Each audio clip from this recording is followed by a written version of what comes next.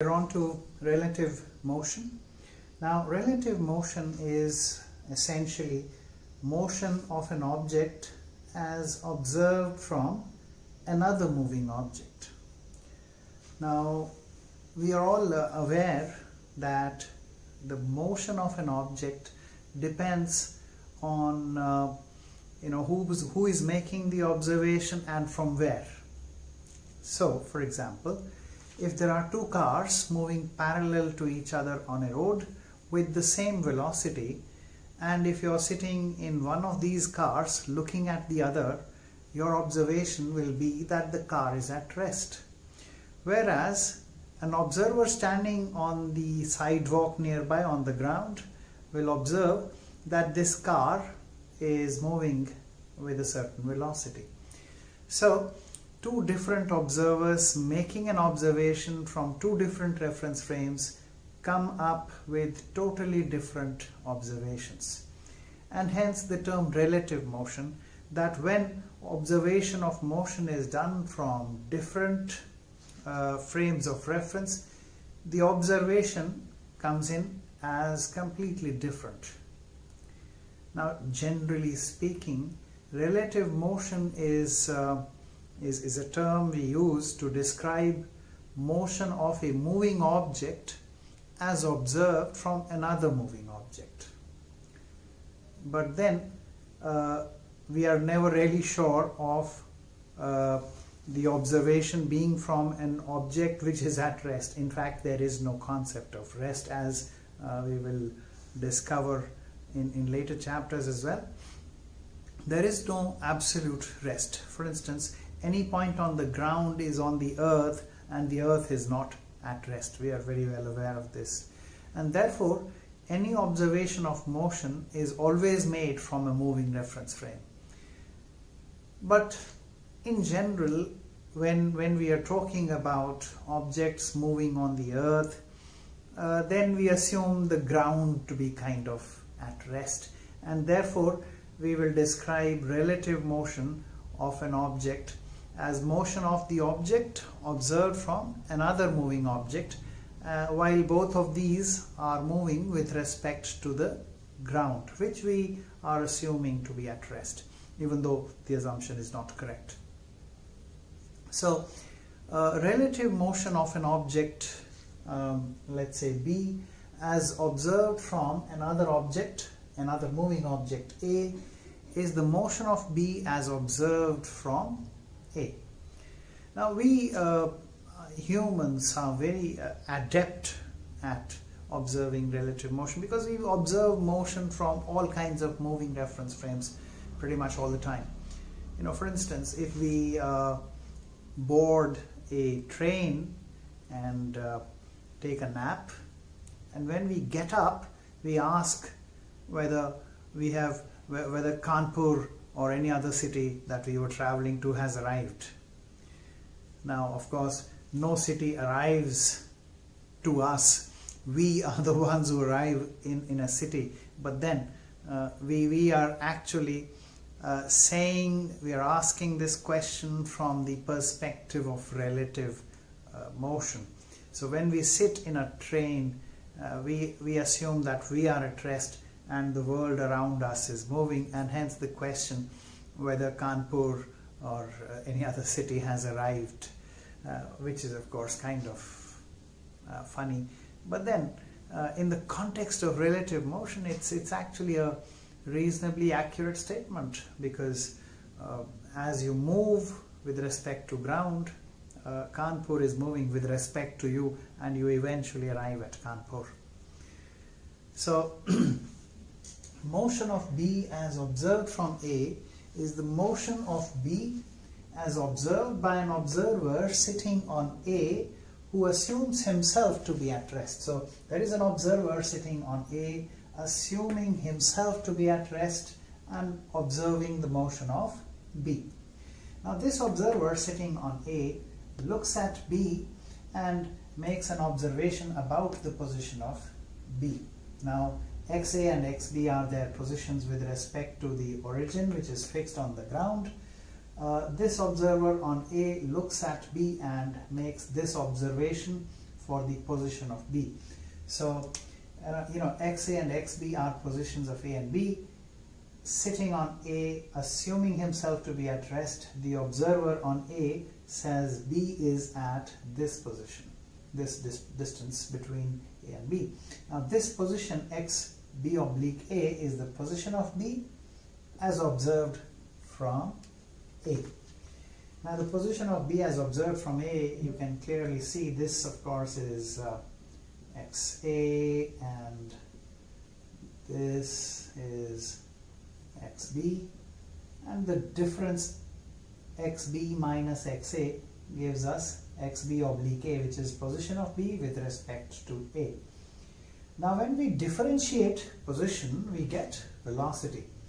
So the derivative of XB is velocity of B, derivative of XA is velocity of A, and the derivative of XB oblique A is the velocity of B with respect to A, or the velocity of B as observed from A. This then is relative motion.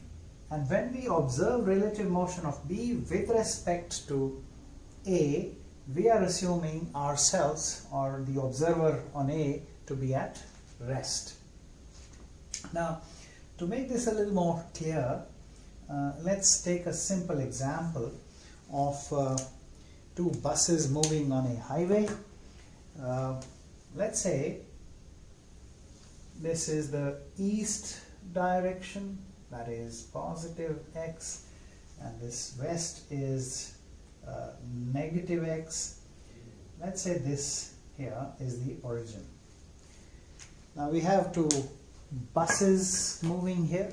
This is bus A, and bus A is moving towards east with a velocity of, let's say, 15 meter per second. Now since this is in positive x direction, this velocity is a positive velocity. Now over here there is a bus B, and this bus B is 750 meter to the east of A. Now this B is moving towards west with a speed of 10 meter per second. Now since the velocity is towards west, which is negative x direction, this velocity is a negative velocity. Now the question is velocity of B with respect to A. This has to be calculated.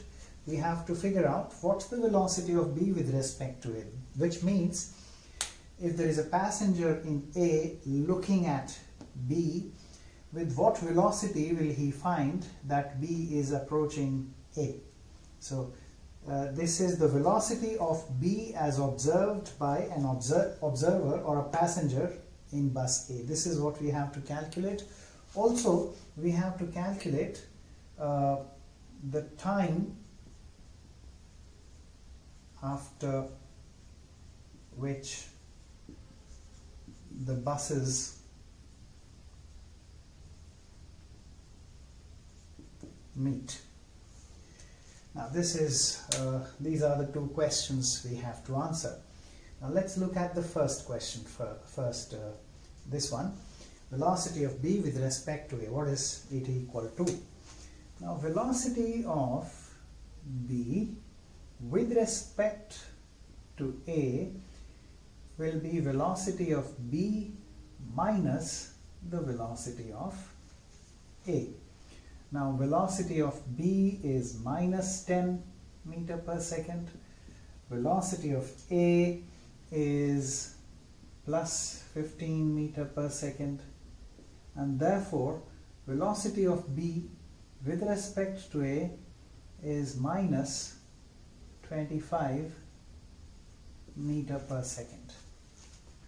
So we now have the velocity of B with respect to A. Now minus sign here is indicating something to us.